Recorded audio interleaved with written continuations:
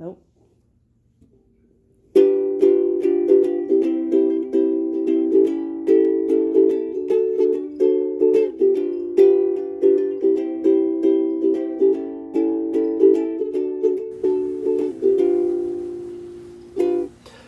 What is up, you guys? It's James from James Reptiles, and today we're going to be talking about eggs. Now, a lot of you know I breed Crested Geckos, and I actually breed leopards and fat tails as well. This will be the first year I'm producing leopards. Hopefully the third year I produce fat tails. Who's to say? I really don't feel like a good fat tail or leopard breeder because I have some eggs going bad, and that just happens. It's just more than I would like. I feel like I just have Crested Geckos a little bit more down at this point. And I figured I'd share a lot of my tips and just exactly how I do it with you guys. So let's jump right into it, shall we?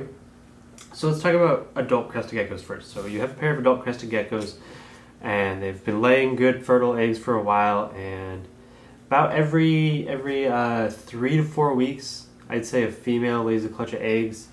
Maybe a little bit less often. Leopards will lay them more because they're just trying to lay as many as they can within a certain cycle. Cresteds will lay all year round, so maybe a 3 to 5-ish weeks is about what I've been seeing.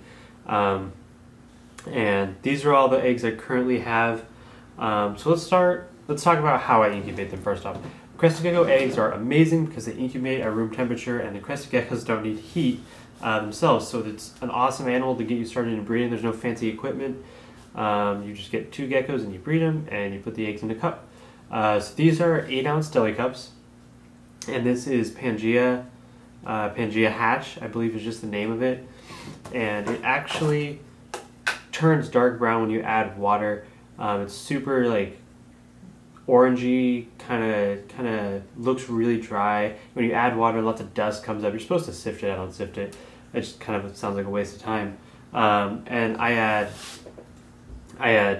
6.5 ounces of that, 3.25 ounce cups, 2.5, right around there, between 2 and 3 cups, and then I do 3.25 ounces of water, and I just add more if I need it. Crested Gecko eggs, I've noticed, you can keep them a little bit more wet than any other kind of eggs, and they'll do just fine. And I just realized I took the lid off without paying attention to which one it was, and it doesn't matter. Whichever eggs hatch the soonest will be the oldest date on here, because they're 2 weeks apart, give or take, and I'm pretty sure they're those. You can usually tell because the eggs will be they get bigger as they're getting close, and they just get bigger. Honestly, they can start out really small, and as they go on, you just start to realize just they get bigger and they look healthier, and it's amazing. And I cross the dates out as the eggs hatch, just so I know these eggs have to be one of these two. It just has to be. So the way I do it is I write the dad and the mom if I know them. If I don't, I usually know at least the dad, and that just tells me which project he's from. Is he from the Pinstripe project or the Dalmatian project, which are my two currently my two only projects that I have, and I'm just trying to refine those. So it's either the dad and the mom, and then it's always 2 eggs. Crested Geckos always lay clutches of 2, and I write 2 good, or 1 good, 1 iffy, 1 good, 1 really small, something along those lines. It's usually 2 good. I'm knocking them everywhere, and that's not good. And then I'll write the date they were laid, and I can usually guesstimate. I mean, it's about 90 to 100 days. We did have a really cold winter. They do incubate at room temperature. Like I said, you don't need any fancy equipment. I just put them on my mantle, and the room drops to about 65 at night, and it might get up to 80 in the day. Who knows? We try to keep it below 80. We try to keep it 78 or lower. And I just wait for them to hatch. I don't mess with them. I don't try to cut them open if they don't open. If there's 2, one of them opens, one of them hatches, and the other one kind of takes a while. If it goes about 2 or 3 days past that, I start to think about cutting it open, and maybe on the 4th or 5th day, I will cut it open. And at that point, the animal is usually dead. It usually either couldn't get out of the egg, or maybe it didn't develop enough to be able to get out of the egg. Maybe it just isn't all the way there, right? One thing to look out for is if you put too much incubation medium and you don't bury the eggs enough, they can actually touch the lid, and you don't want that because condensation will build up on the top of the lid, and if they're touching it, that's how mold grows. So a lot of times what I'll do is if I see condensation on the lid, I take that as a sign as it's too much moisture in the container, and I'll wipe it on my pants, and then I'll put it back on. And you'll notice right here there's a hole in the top of this one, and this one, it's in the side. I started with a hole in the top just so all the eggs around it have the same amount of airflow, and then I started to realize, that doesn't matter. It doesn't matter where the eggs are positioned. They're going to do just fine.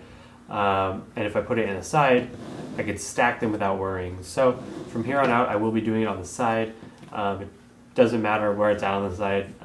It's all going to be the same. That's how I do it with my leopards. I don't know why I was thinking about doing it differently. But, so that's how I incubate my eggs. Let's take a look at these that are about to hatch. Well, let's take a look at these real quick. This is the container of all eggs. You can see this one's a little bit smaller. It has a little bit of white mold on it. They're all covered in dirt, and that's not something I'm worried about. They're all going to do fine. This one's rotated a little bit weird. They're all going to do fine. And one thing is, you'll notice a lot of them have different textures. There's ones that are kind of like Parmesan cheese, and there's ones that are perfectly smooth, and there's ones that are tiny, kind of have a yellow tinge to them. In my experience, unless they really look like they're not going to hatch, Crested Geckos are pretty bulletproof, and they're probably going to hatch. So let's take a look at these. These were laid December 16th and January 10th. So that's kind of far apart for eggs. It was kind of slow right around then. So the December 16th, one hatched already, one's about to hatch any day. And then the next egg that's going to hatch is January 10th, which is almost a month after. So I basically have to wait a month till the next gecko. And there's only one egg because one went bad. It is what it is. Stuff happens. And then after that, I think it's 110 and then 122. So after that one hatches, it's about 12 days till the next clutch, which isn't even 2 weeks. So I like to have under 2 weeks, preferably once a week would be awesome. And here you can see this baby gecko right here hatched out of this egg, and this is the clutch mate with some like weird yolky string on it. And you can see these two were totally pearly white. And this one where one went bad is kind of that weird textured. I don't know if it went bad because of the texture, but it went bad. And the gecko, one thing to look out for is I do mark with a Sharpie. With all the condensation and everything, it can kind of fade away, but the mark lets me know what the top is. So when the geckos start hatching, when you have a clutch hatch and they run around and they might tip some eggs over, they might move them, they might do all sorts of other stuff, I can always write them. And I try to do that as soon as possible. I don't want them to sit upside down for a while. I don't want anything to happen. I don't know anything about the science of an embryo, whether it drowns being upside down, whether it reattaches to the other side. I just put it back, and I've had success with that so far. As far as I know, I haven't ruined any eggs doing that. So this egg hatched, and you can see it's a bit smaller because there's nothing inside stretching it out. They are kind of pliable. It's not like a chicken egg. A little bit stretchy, pliable. You can see where my Sharpie was, and it's still gooey on the inside because the gecko just hatched out. And they use what's called an egg tooth to hatch out, where they just kind of rip the egg open because it is that leathery material. And in a day or two, when this animal hatches, probably tomorrow morning, it'll be hatched. I will post on Instagram. So if you want to see that, make sure to follow me on Instagram at jamesreptiles, Facebook, Twitter. You can even email me at jamesreptiles@gmail.com if you want to see that picture. I'll send you an email with that picture if I haven't already. Let's look at this baby that hatched out, shall we? And another thing, I will always take the eggshells out.